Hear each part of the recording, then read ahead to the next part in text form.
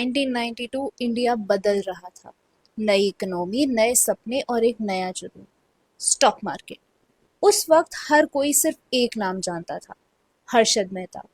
कुछ लोग उन्हें जीनियस कहते थे, कुछ लोग उन्हें बिग बुल बुलाते थे और कुछ उन्हें इंडिया का सबसे बड़ा फाइनेंशियल क्रिमिनल। लेकिन सवाल ये है, एक आदमी जिसके पास ना कोई बैंक था, ना कोई पॉलिटिकल पावर, आखिर उसने इंडिया के पूरे बैंकिंग सिस्टम को कैसे हिला दिया? ये सिर्फ एक स्कैम की कहानी नहीं, ये उस स्कैम की कहानी है जिसने इंडिया का फाइनेंशियल सिस्टम हमेशा के लिए बदल दिया।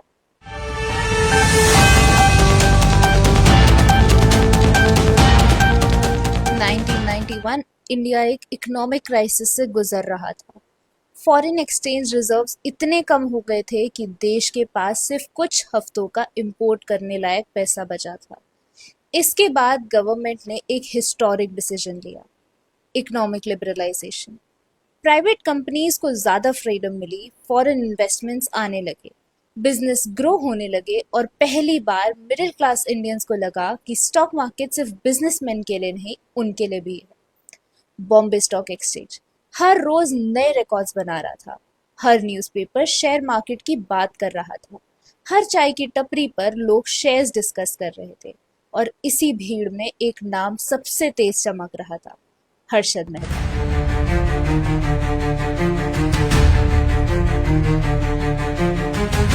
हर्षद मेहता का जन्म एक ऑर्डिनरी गुजराती फैमिली में हुआ।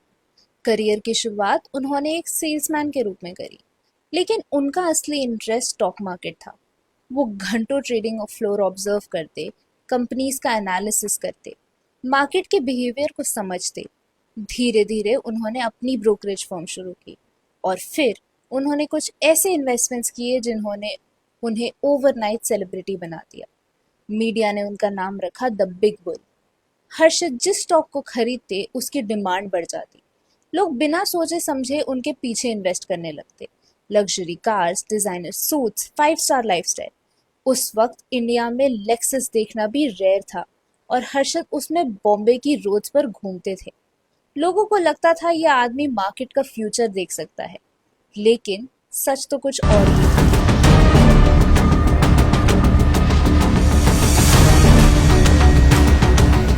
अब थोड़ा बैंकिंग समझते हैं। उस वक्त बैंक्स एक दूसरे के साथ गवर्नमेंट सिक्योरिटीज का ट्रांजैक्शन करते थे। ये बिल्कुल नॉर्मल प्रोसेस था, लेकिन हर ट्रांजैक्शन में सिक्योरिटीज तुरंत ट्रांसफर नहीं होती थी। टेम्पररी प्रूफ के लिए एक डॉक्यूमेंट इशू होता था, जिसे कहते थे बैंक रिसीट। यानी बैंक ये एक्नॉलेज करता था कि सिक्योरिटीज उसके पास हैं और वो बाद में ट्रांसफर कर देगा। सिस्टम ट्रस्ट पर चलता था और यही ट्रस्ट सबसे बड़ी वीकनेस बन गया।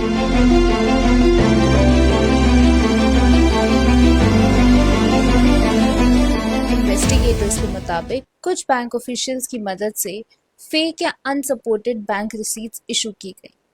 इन डॉक्यूमेंट्स की मदद से हर्षद मेहता को बैंक्स के फंड्स तक का एक्सेस मिल गया और फिर वही पैसा स्टॉक मार्केट में इन्वेस्ट किया गया। जब इतना बड़ा पैसा मार्केट में आया, डिमांड एक्सप्लोड हो गई और डिमांड के साथ शेयर प्राइसेस भी। सबसे फेमस एग्जाम्पल एक सीमेंट कंपनी का था।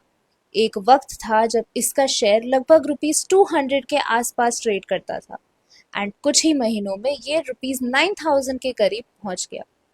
कंपनी अचानक 45% से भी बेटर परफॉर्म करने लग गई।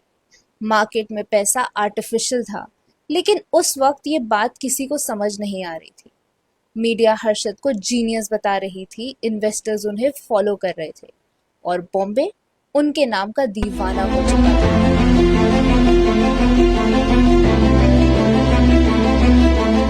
लेकिन हर कहानी में एक टर्निंग पॉइंट होता है और इस कहानी में वो टर्निंग पॉइंट थी सुचेता दलाल, एक फाइनेंशियल जर्नलिस्ट। उन्होंने बैंकिंग ट्रांजैक्शंस ऑब्जर्व करने शुरू किए। उन्होंने कुछ अनयूजुअल पैटर्न्स देखे, क्वेश्चंस बढ़ते गए और इन्वेस्टिगेशन उन्हें उस लूप होल तक ले गई जहां से ये पूरा गेम चल रहा था। 23 अप्रैल 1992 न्यूज़पेपर में स्टोरी पब्लिश हुई और बस एक आर्टिकल ने पूरे देश को हिला दिया।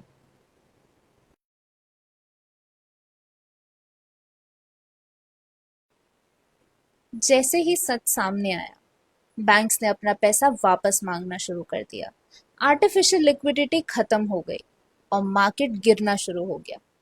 थाउजेंड्स ऑफ इन्वेस्टर्स अपनी लाइफ सेविंग्स खो बैठे, कॉन्फिडेंस टूट गया, हर्षद मेहता को अरेस्ट किया गया। इन्वेस्टिगेशन सालों तक चली, कोर्ट केसेस भी। लेकिन एक बात क्लियर थी, इंडिया का फाइनेंशियल सिस्टम अब पहले जैसा